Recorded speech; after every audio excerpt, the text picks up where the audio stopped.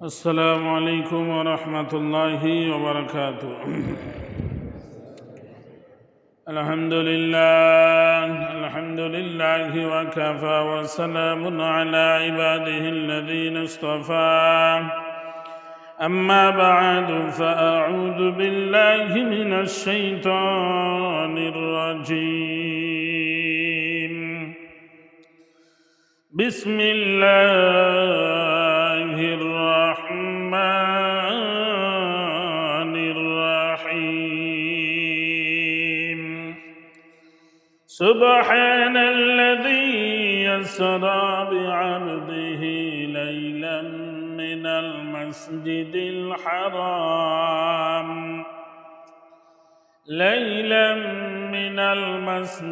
الحرام إلى المسجد الأقصى الذي باركنا حوله لنريه من آياتنا إنه هو السميع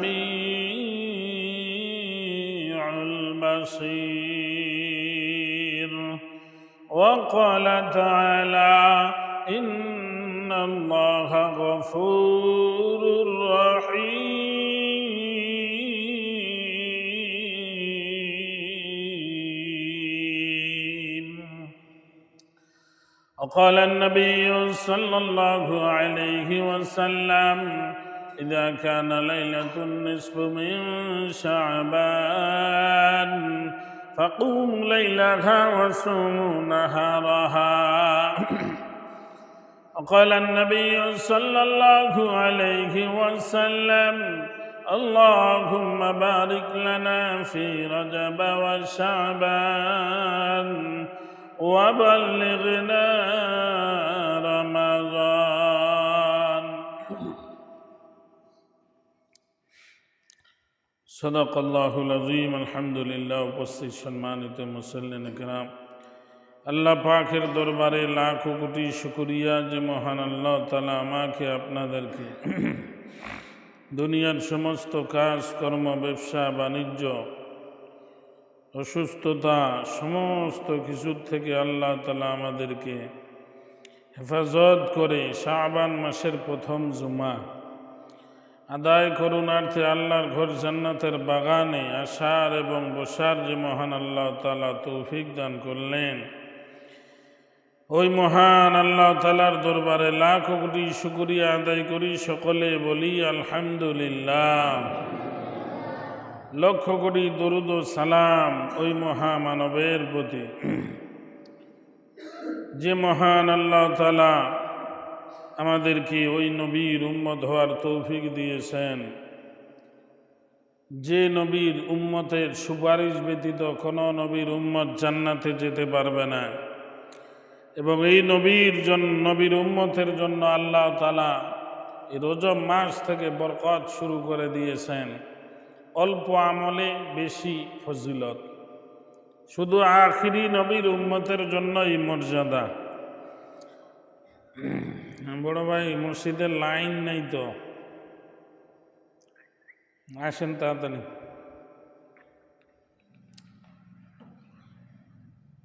এই নবীর প্রতি সকলেই সমস্বরে মহাব্বতে ভালোবাসার খাতিরে দরুদ শরীফ প্রেরণ করি। সকলে বলি সাল্লাল্লাহু আলাইহি ওয়াসাল্লাম। গত জুমায় আলোচনা ছিল আল্লাহর নবী প্রথম আসমানে গেছেন, তাই না? আজকে দ্বিতীয় পর্ব ইনশাআল্লাহ আলোচনা। তো আলহামদুলিল্লাহ, সর্বপ্রথম আল্লাহর নবী বাইতুল্লাহ থেকে বরাকের উপর আরোহণ করে বাইতুল মুকাদ্দাসে গেলেন। এখানে তাফসীরের মধ্যে আসছে বাইতুল্লাহর আশেপাশে বরকত। সুবহানাল্লাযী আসরা বিআবদিহি লাইলাম মিনাল মাসজিদিল হারাম ইলাল মাসজিদিল আকসা আল্লাযী বারাকনা হাওলাহু লিনুরিয়াহু মিন আয়াতিনা। তাফসীরের মধ্যে লিখছেন বাইতুল্লাহর মধ্যেও বরকত চতুর্দিকে, আবার বাইতুল মুকাদ্দাসের চতুর্দিকে বরকত রাখছেন। কারণ হলো বাইতুল মুকাদ্দাসের আশেপাশে প্রায় 1000 নবী রসুল পয়গাম্বরদের তিনাদের কবর রয়েছে। এজন্য আল্লাহ বাইতুল মুকাদ্দাসের আশেপাশেও বরকত রাখছেন। জোরে বলি সুবহানাল্লাহ। এই আয়াত এজন্যই নাজিল হয়েছে যে বাইতুল মুকাদ্দাস বরকতি আল্লাহর ঘর। সেখান থেকে সিঁড়ির মাধ্যমে প্রথম আসমানে কে গেলেন? আমাদের নবী। প্রথম আসমানে যেই গেটে নক করলেন, গেট খুলে দাও, গেট খুলে না, কয় গেট তো খোলার অনুমতি নাই। প্রথম আসমানে সর্বপ্রথম হযরত আদম আলাইহিস সালাতু ওয়াস সালাম, তিনার জিম্মাদারি, মনে করেন নামাজ পড়ে সঙ্গে রওয়ানা, নবী বাইর হইতে হইতে তার জিম্মাদারি তিনি পালন করতেছে। কয় গেট খোলার অনুমতি নাই, যার জন্যই আল্লাহ গেট বানাইছেন তিনি হাজির হয়ে গেছে। জোরে বলি সুবহান আল্লাহু আকবার। আমাদের নবীর কত মর্যাদা, কত সম্মান। কয় আপনার সাথে কে? কয় আখিরি নবী আল্লাহর দোস্ত জনাবে মুহাম্মদুর রাসূলুল্লাহ সাল্লাল্লাহু আলাইহি ওয়াসাল্লাম হাজির। জলদি গেট খুলে দিয়েছেন। জোরে বলি সুবহানাল্লাহ। সালাম মুসাফা হয়ে গেল, মুলাকাত হয়ে গেল। আদম আলাইহিস সালাতু ওয়াস সালাম আমার আপনার নবীর জন্য বরকতি দোয়া করলেন। দোয়া নিয়ে তিনি দ্বিতীয় আসমানে চলে গেলেন। দ্বিতীয় আসমানে আল্লাহর নবী যখন উপস্থিত, ওই সময় আল্লাহ তাআলা ঈসা আলাইহিস সালাতু ওয়াস সালাম আর ইয়াহইয়া আলাইহিস সালাতু ওয়াস সালামের সঙ্গে মুলাকাত হয়ে যায়। দ্বিতীয় আসমানে ঈসা আলাইহিস সালাম তিনি হচ্ছেন আমাদের নবীর খালাতো ভাই। মুলাকাত হয়ে গেল। আবার তৃতীয় আসমানে চলে গেলেন। তৃতীয় আসমানে ইউসুফ আলাইহিস সালাতু ওয়াস সালামের সঙ্গে মুলাকাত হয়ে গেল। ইউসুফ আলাইহিস সালাতু ওয়াস সালাম এত সুন্দর ছিলেন, তিনার জন্য মিশরের বাদশার বিবি পাগল হয়ে গিয়েছিলেন। এত সুন্দর মানুষ দুনিয়ার জমিনে কি হতে পারে নাকি? আল্লাহ তাআলা ইউসুফ আলাইহিস সালাতু ওয়াস সালামকে এত সুন্দর বানাইছিলেন, ওখানকার যুবতীরা তিনাকে দেখে পাগল হয়ে যেতেন। জোরে বলি সুবহানাল্লাহ। রাজ দরবার থেকে সবাই প্রশ্ন করে, আপনি একজন রাজার বিবি, আপনি কেন সামান্য একজন গোলামের জন্য পাগল হয়ে গেছেন? কয় কেন পাগল হয়েছি তোমরা কি জানোনি? সমস্ত মহিলাদের হাতের মধ্যে একটা করে আপেল দিয়েছেন আর চাকু একটা করে দিয়েছেন।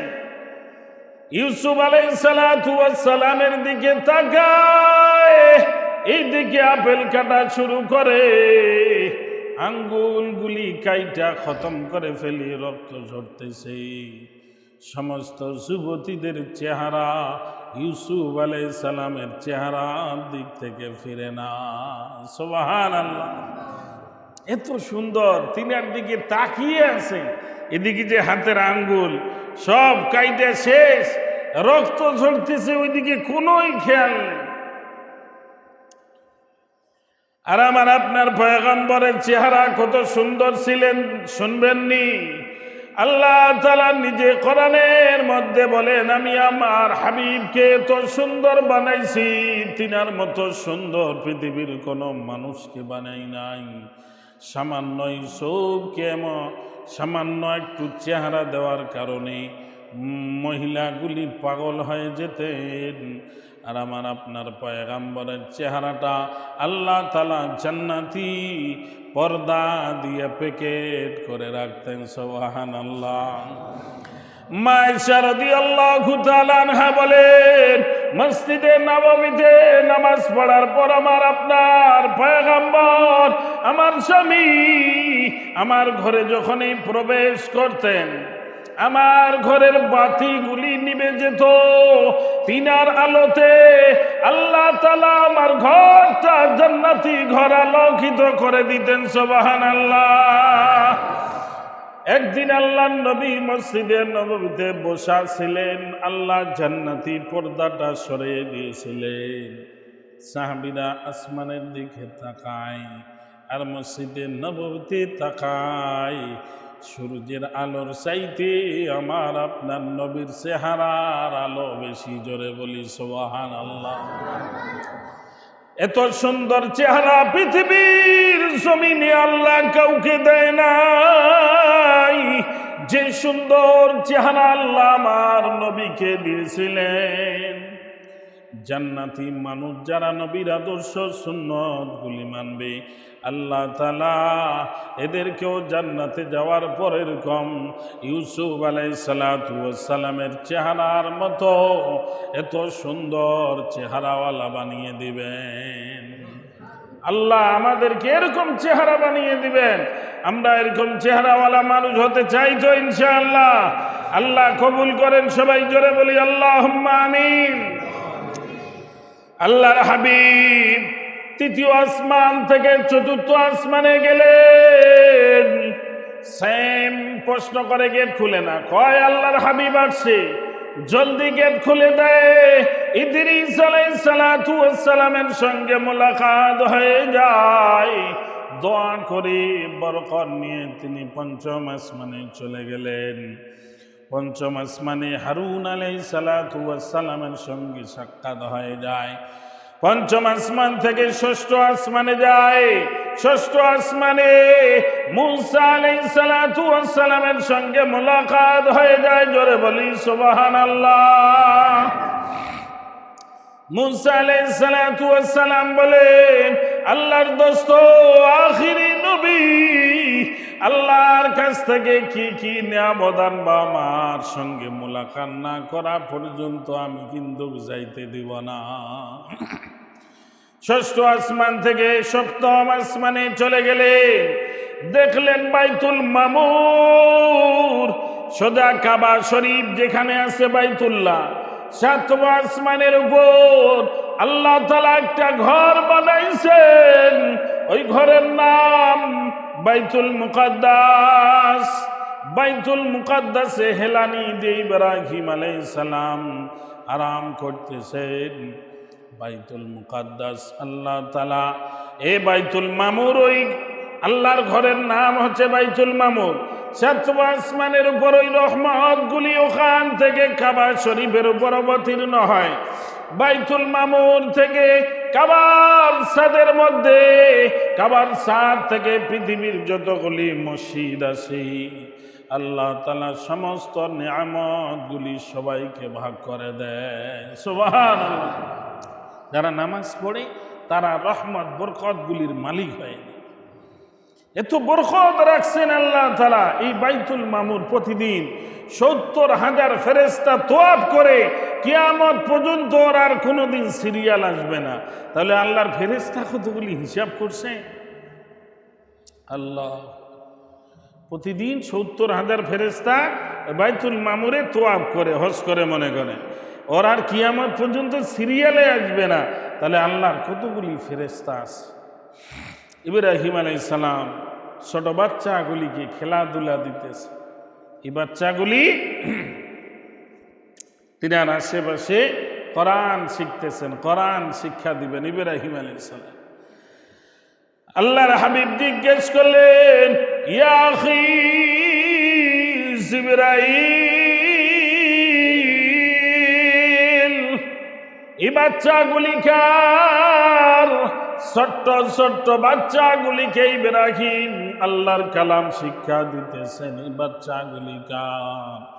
ইব্রাহিম আলাইহিস সালাতু ওয়াস সালাম বললেন, জিবরাইল বললেন, এই বাচ্চাগুলি পৃথিবীর জমিনে যে মা বাবার কলিজা ছিঁড়ে ছোট্টবেলায় মারা গেছেন, যে বাচ্চাগুলি 10 বছরের আগেই মারা যায়, বালেগ হওয়ার পূর্বেই মারা যায়, এই সন্তানগুলিকে আল্লাহ তাআলা সরাসরি ইব্রাহিমের কাছে পাঠায়। জোরে বলি সুবহানাল্লাহ, নারে তাকবীর।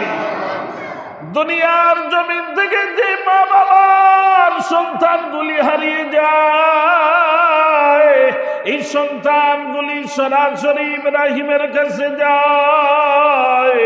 তিনি আল্লাহর কালাম তেলাওয়াত শিক্ষা দেয়। আল্লাহর হাবিব বলেন, যে মা বাবা বেঁচে আছে সন্তান হারিয়ে ফেলেছেন, আল্লাহ তাআলা হারানো মা বাবার কলিজা ছেড়ে যে সন্তান মারা যায়, আল্লাহ এই মা বাবার জন্য স্পেশাল জান্নাত বরাদ্দ করে দেয়। সুবহানাল্লাহ। এই সন্তানগুলি যে জান্নাতে থাকবে, এরা খুঁজে আনবে, আল্লাহ আমার বাবা কোথায়, আমার মা কোথায়। এই সন্তানগুলি মা বাবারে খুঁজা খুঁজা আল্লাহর দরবারে আনবেন, বলবেন আল্লাহ আমার মা বাবা এদেরকে নিয়ে বিনা হিসাব আল্লাহর জান্নাতের মেহমান হয়ে যাবে। সুবহানাল্লাহ। আরেক প্রকার মা বাবা বিনা হিসাব আল্লাহর জান্নাতের মেহমান, যে মা বাবা সন্তানগুলিকে হাফেজে কোরআন বানাইছে, আলেমে হক্কানি যে সন্তানগুলিকে বানাইছে, আল্লাহ তাআলার দরবারে এরা মা বাবারে বুকে নিবে, জাহান্নাম থেকে বের করে আইনা বিনা হিসাব আল্লাহর জান্নাতের মেহমান বানিয়ে দিবেন। জোরে বলি সুবহানাল্লাহ। এই যে ছোট্ট ছোট্ট বাচ্চাগুলি আপনাদের মাদ্রাসায় লেখাপড়া করে হাফেজে কোরআন হইতেছে, এদেরকে মোহাব্বত করবেন, ভালোবাসবেন। এরা কিয়ামতের দিন আপনাদেরকে নিয়ে আল্লাহর জান্নাতের মেহমান হয়ে যাবে। সুবহানাল্লাহ। সপ্তম আসমানে পাড়ি দিলেন, এরপরে আল্লাহ তাআলা আল্লাহর হুকুমে জিবরাইল সিদরাতুল মুনতাহা তার উপরে একটা শেষ স্টেশন চলে গেলেন। যাওয়ার পরে ওখানে একটা বরের গাছ আছে, সিদরাতুল মুনতাহা, বরের গাছ দেখতে পাইলেন। ওখান থেকে জিবরাইল বললেন, পয়গম্বর এর উপরে আমার যাওয়ার কোনো অনুমতি নাই, আমি যদি এখান থেকে রওনা দেই আমার 600 ডানা পুড়ে ছাই হয়ে যাবে। अगर एक सरमुए बरतर फरम, अगर एक सरमुए बरतर फरम, फरुगे तजल्ली बसूजत फराम, अगर एक सरमुए बरतर फरम, फरुगे तजल्ली बसूजत फराम। जरे बोली मरहबा। আমার আপনার পয়গম্বর কে জিবরাইল বললেন, আল্লাহর হাবিব এখান থেকে আপনি চলে যান, আমি যেতে পারবো না, আমার অনুমতি নাই। কয় কেমনে যাব? কয় আপনি উপরে রওনা হন, আল্লাহ কুদরতি রাস্তা আপনার জন্য খুলে দিয়ে দিবেন। সূরা রহমানে আল্লাহ তাআলা বলেন, আল্লাহর হাবিব উপরে রওনা হয়ে যাবে। এরপরে আল্লাহ বলেন, মুত্তাকিন আলা রাফরাফিন খুদরিন ওয়া আবকারিন হিসান, ফাবিআই আলাই রাব্বিকুমা তুকাযিবান। আল্লাহু আকবার বলেন। রফরফ নামে একটা সিংহাসন আল্লাহর হাবিবকে নেওয়ার জন্য পাঠিয়ে দিবেন। সিদরাতুল মুনতাহার থেকে রফরফ নামে সিংহাসন, ওটার উপরে আরোহণ করবে। রফরফ আল্লাহর কুরসি, আল্লাহর আরশে, আল্লাহর বাড়িতে পৌঁছাই দিবেন। সুবহানাল্লাহ। আল্লাহর হাবিব আল্লাহর বাসায় খাস কামরায় চলে গেলেন। আল্লাহ কুদরতি পর্দা সরাইয়া দিলেন, আল্লাহর সঙ্গে দিদার হবে, মুলাকাত হবে। এই অবস্থায় আল্লাহর হাবিব কুদরতি সিজদায় পড়ে গেলেন। কয় দোস্ত মাথা উঠাও, আমি আল্লাহ তোমারে দেখার লাইগা পাগল হয়ে গেছি। সুবহানাল্লাহ। পৃথিবীর কোন নবী, কোন ফেরেশতা, কোন ওলি, বুজুর্গ কেউ আল্লাহর সঙ্গে সরাসরি মোলাকাত করতে পারে নাই, কিয়ামত পর্যন্ত পারবে না। ওই যোগ্যতার ইস্তেআদাত কারো নাই। কিন্তু আমার আপনার পয়গাম্বর আল্লাহ 4 বার সিনা চাক কইরা আল্লাহর সঙ্গে মোলাকাত করার জন্য ইস্তেআদাত আর যোগ্যতা তৈরি করে দিয়েছেন। সুবহানাল্লাহ। আল্লাহর সঙ্গে মোলাকাত হয়ে গেল, আল্লাহকে সালাম দিলেন। এরপরে আল্লাহ তাআলা সওয়াল করলেন, দোস্ত আমার জন্য কি নিয়ে আসছো? আল্লাহর হাবিব বললেন, আল্লাহ আমরা গরিব অসহায়, আমাদের কিছুই নেই, কিন্তু একটা হাদিয়া নিয়ে আসছি। আত্তাহিয়াতু লিল্লাহি ওয়াস সালাওয়াতু ওয়াত তাইয়্যিবাত। আল্লাহ এই জবান দিয়ে, এই আমার বডি দিয়ে যা কিছু আদায় করি সব আল্লাহ তোমার জন্য হাদিয়া। জোরে বলি সুবহানাল্লাহ। আল্লাহ তাআলা বললেন, আমি আল্লাহ তোমাকেও হাদিয়া দিলাম। আসসালামু আলাইকা আইয়ুহান নাবিয়্যু ওয়া রাহমাতুল্লাহি ওয়া বারাকাতুহু। হাবিব আমি তোমারে রহমত আর বরকত দিয়ে কামেল মুকাম্মেল করে দিলাম। জোরে বলি সুবহানাল্লাহ। আল্লাহর হাবিব বললেন, আমারে রহমত দিলা, বরকত দিলা, দুনিয়ার জমিনে আউলিয়াপুর তোমার বান্দাগুলির জন্য কি দিবা? আল্লাহ তখন বললেন, আমি আমার বান্দাদের জন্য আবার রহমত দিয়ে দিলাম।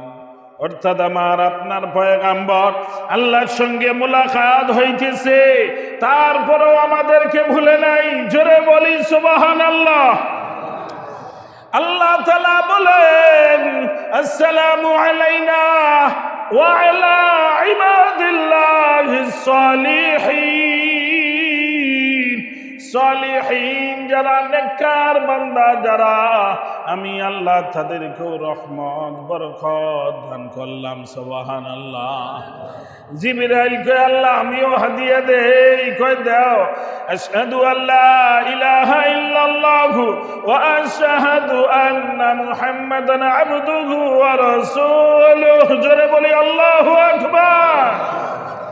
আল্লাহর হাবিব হাদিয়া দিলেন, আল্লাহ দিলেন। উম্মতের জন্য হাদিয়া নিয়ে রওনা হয়ে গেলেন। দোস্ত দাঁড়াও, আরেকটা হাদিয়া দেই, এটা মূল্যবান হাদিয়া।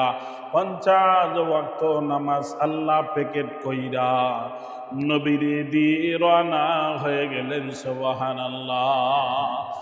আল্লাহর সঙ্গে মোলাকাত করার পর 6ষ্ঠ আসমান, 7ম আসমানে আসলেন। মুসা রাস্তা ব্লক করে রাখছে। কয় ভাই কেন রাস্তা ব্লক করলেন? আমারে আবার ফজরের নামাজ বাইতুল্লাহ পড়তে হবে, রাস্তা ছেড়ে দাও। কয় না না, 2টা কারণে রাস্তা ব্লক করে রাখছি। কয়টা কারণে? জোরে বলেন কয়টা কারণ? 1 নম্বর কারণ, মুসা আলাইহিস সালাম বলে, আমি তুর পাহাড়ে গেছিলাম আল্লাহর সঙ্গে মুলাকাত করার জন্য। তুর পাহাড়ে গেছিলাম 40 জন উম্মত সহকারে, 70,000 পর্দার ভিতর থেকে আল্লাহ নূরের তাসাল্লি দিয়েছিলেন, যার কারণে সবাই মারা গিয়েছিলাম। আল্লাহর সঙ্গে মোলাকাত করতে পারি নাই। তোমার এই জান্নাতি চেহারাটা দেখার লাইগা আমি পয়গাম্বর মুসা দাঁড়িয়ে আছি। চেহারাটা সুন্দর করে তাকাইলেন, বুকে নিলেন, মোহাব্বত করলেন। জোরে বলি সুবহানাল্লাহ। এরপরে কয়, পয়গাম্বর তোমার বগলে প্যাকেট করা মূল্যবান জিনিসটা কি? কয় না দেখা যাবে না। কয় না দেখবো। কয় দেখা যাবে না। কয় না দেখাইলে যাইতে দিব না। জোরে বলি সুবহানাল্লাহ। নারায়ে তাকবীর। আল্লাহর পয়গম্বর নিরুপায় হয়ে প্যাকেট খুলে দেখে ওখানে 50 ওয়াক্ত নামাজ ফরজ করে দিয়েছেন। কয় না, আল্লাহর কাছে যাও, দুনিয়াতে যাইতে দিব না। যদি আপনার উম্মতের উপর আল্লাহ 50 ওয়াক্ত নামাজ ফরজ করতেন, মুয়াজ্জিন সাহেব আযান দিতেন, ইমাম সাহেব নামাজ শুরু করতেন, নামাজ শেষ আবার মুয়াজ্জিন সাহেব আযান শুরু করত, আবার নামাজ শুরু হয়ে যেত। খানা খাইতেন কোন সময়, ব্যবসা করতাম কোন সময়, চাকরি করতাম কোন সময়।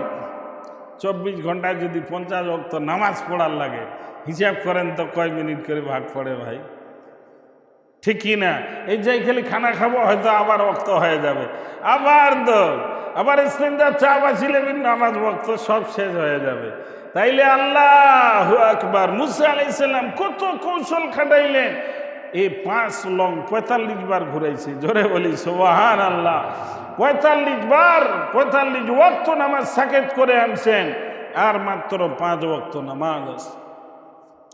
আরো আমার উম্মতেরা মাত্র কয়েক ওয়াক্ত নামাজ, কয় রাকাত নামাজ সেটাই পড়ে নাই, আর 5 ওয়াক্ত নামাজ পড়বে। দুঃখ লাগে আসলে আমরা নামাজ পড়ি। আল্লাহর হাবিব তখন বলেন, ভাই মূসা, আমি আর যেতে পারবো না, কারণ এইবার যদি যাই, আল্লাহ যদি 5 ওয়াক্ত নামাজটাও নিয়ে নেয়, তাহলে আমার গুনাহগার উম্মতের জন্য কি হাদিয়া নিয়ে যাব? জোরে বলি সুবহানাল্লাহ। আমার আপনার পয়গম্বর ষষ্ঠ আসমান থেকে দুনিয়ার জমিনে রওনা হয়ে যায়।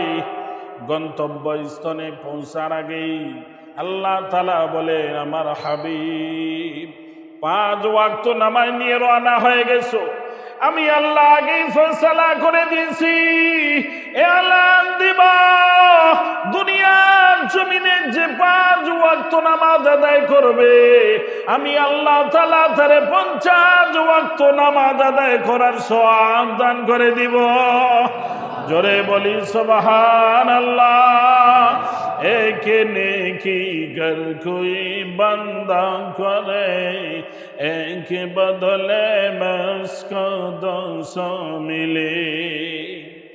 আল্লাহর হাবিব বাইতুল মুকাদ্দাসে আসলেন, বরাকের উপর আরোহণ করে বাইতুল্লাহ হাজির। ফজরের নামাজ আদায় করলেন। নামাজ আদায় করার পর সর্বপ্রথম আবু জেহেলের সঙ্গে মোলাকাত হয়ে যায়।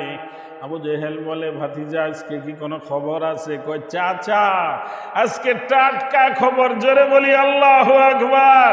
কয়, এক রাতে 7 আসমান পাড়ি দিয়ে আল্লাহর সঙ্গে মোলাকাত করে এই হাদিয়াগুলা নিয়ে আসছে। এই কথা শুনে আমাদের নবী জবান থেকে এ কথা শুনে আবু জেহেল পাগল হয়ে গেল। এটা কি সম্ভব? ওই দিকে খবর নেওয়ার জন্য আবু বকরের কাছে লোক পাঠাইছেন, আর একটার পর একটা প্রশ্ন করতেছেন। মুহাম্মদ মানে মদিনার সমস্ত কাফের মুশরিক বেঈমান, এরপরে মক্কার আবু জেহেল, আবু লাহাব, উতবা, সাইবা সবাই হাজির। এক এক করে সবাই প্রশ্ন করে, এক রাতে কেমনে সম্ভব? বিশ্বাস করে না। ওইদিকে আবু বকরের কাছে গেছে এক নেতা। আবু বকর, আমরা শুনলাম মুহাম্মদ নাকি বললো যে এক রাতে 7 আসমান পাড়ি দিয়ে আল্লাহর সঙ্গে মুলাকাত করে তিনি আবার মক্কায় ফেরত আসছেন। কয়, এই কথাটা কে বলছে? কয়, মুহাম্মদ সাল্লাল্লাহু আলাইহি ওয়াসাল্লাম তিনি বলছেন। আমি আবু বকর স্বীকার করলাম, নবী বলে থাকলে অবশ্যই সত্য। জোরে বলি সুবহানাল্লাহ। আল্লাহর হাবিব ওই দিন আবু বকরকে আবু বকর সিদ্দিক নামে উপাধি দিয়েছেন। আমরাও যদি বিশ্বাস করি, ইয়াকিন করি মেরাজের ঘটনা, আল্লাহ আমাদেরকেও সিদ্দিক বলে উপাধি দান করবেন। জোরে বলি সুবহানাল্লাহ। এবার জিজ্ঞেস করে শেষ করে দিই ইনশাল্লাহ, শেষের দিন। আবু জেহেল জিজ্ঞেস করে, আচ্ছা ভাতিজা বলো তো, বাইতুল মুকাদ্দাসের দরওয়াজা কটা, জানালা কয়টা, সিঁড়ি কয়টা, ফ্যান কয়টা, সব প্রশ্ন করে। আচ্ছা বলেন তো, হঠাৎ করে আজ পর্যন্ত আমি তো বলতে পারবো না এই মসজিদের পিলার কয়টা, ফ্যান কয়টা, সিঁড়ি কয়টা, জানালা কয়টা, আমি কি গণছি ভাই কোনো দিন? এই আবু জেহেল কয় মোহাম্মদ বলো দেখি, কাবার এক চত্বর বারান্দায় হিজির নামে একটা জায়গা আছে, যারা হাজি সাহেব তারা দেখছেন, মাকাম ইব্রাহিম আছে না ভাই, এই মাকাম ইব্রাহিম, ওখানে দোয়া কবুল হয়। ইব্রাহিম আলাইহিস সালামের একটা জান্নাতি পাথর আছে, ওটার উপর উঠতেন, কাবা ঘর নির্মাণ করতেন, অটোমেটিক লিফটের মাধ্যমে উপরে চলে যেত। এভাবে কাবা শরীফ ইব্রাহিম নির্মাণ করেছেন। এজন্য এই জান্নাতি নিদর্শনগুলি, আবার হাজারে আসওয়াদ জান্নাতি পাথর, চুমু খাইলে আল্লাহ জিন্দেগির গুনাহ মাফ করে দেন। সুবহানাল্লাহ। কাবা ঘরের দিকে তাকাইলে গুনাহ মাফ। মক্কা মদিনায় কেউ মারা গেলে আল্লাহ তার জান্নাতের মেহমান বানায়। জোরে বলি সুবহানাল্লাহ। আল্লাহ এই ফজিলত আমাদেরকে দান করেন। এরপরে হিজির নামক জায়গায় আল্লাহর হাবিব কেবলামুখী হয়ে ঝরঝর করে চোখের পানি ফেলতেছে। ভাইয়েরা আমার, বাবারা আমার, আল্লাহর হাবিব উত্তর দিতে পারে না, বলে আল্লাহ, আবু জেহেল, আবুল আহাব, উতবা, সাইবা আমারে সওয়াল করছেন বাইতুল্লাহর দরওয়াজা কয়টা, জানালা কয়টা, সিঁড়ি কয়টা। চিন্তা করতেছে আর কান্না করতেছে। হঠাৎ করে আল্লাহ তাআলা বলেন, আমার দোস্ত চিন্তার কোনো কারণ নাই, চোখ দুটি খুলো আর গণনা করো। আল্লাহর হাবিব বলেন, ফাজাল্লাল্লাহু লি বাইতুল মুকাদ্দাস ফাতাফিকতু খুবিরুকুম আন আয়াতিহি। জোরে বলি আল্লাহু আকবার। আল্লাহর হাবিব বলেন, আল্লাহ তাআলা বাইতুল মুকাদ্দাস আমার চোখের সামনে হাজির করে দেয়। আবু জেহেল বলে, বাইতুল্লাহর দরওয়াজা কয়টা? আমি আল্লাহ গনে গনে তাদের উত্তর দিয়ে দেই।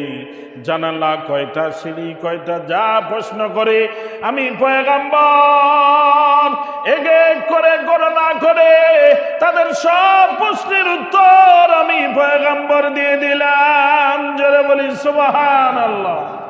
এই হলো মেরাজের ইতিহাস। আরো বহু ঘটনা, আল্লাহর হাবিব জান্নাত দেখছেন, জাহান্নাম দেখছেন, এমনকি বাইতুল্লাহ থেকে বাইতুল মুকাদ্দাস যাইতে দেখে মুসা আলাইহিস সালাম তিনি কবরে নামাজ পড়তেছেন। নবী যদি কবরে যাওয়ার পরও নামাজ পড়ে, আমরা কি হলাম যে দুনিয়াতে নামাজ পড়তে পারি না? আমাদের মতো হতভাগার কেউ হতে পারে? এজন্য ভাই অনুরোধ, হাত ধরি, পাও ধরি, 5 ওয়াক্ত নামাজ পড়বেন, কেউ বেনামাজি থাকবেন না। কারণ মৃত্যুর পরে সর্বপ্রথম নামাজেরই আল্লাহ তাআলা হিসাব নেবে। আল্লাহ তাআলা আমাদের সবাইকে এই মেরাজের যে ইতিহাস শুনলাম যেন আমল করতে পারি।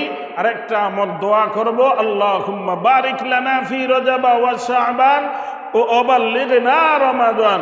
আয় আল্লাহ, রজব শাবানের বরকত দাও, রমজান ধরার তৌফিক দান করো। সকলে বলি আল্লাহুম্মা আমিন।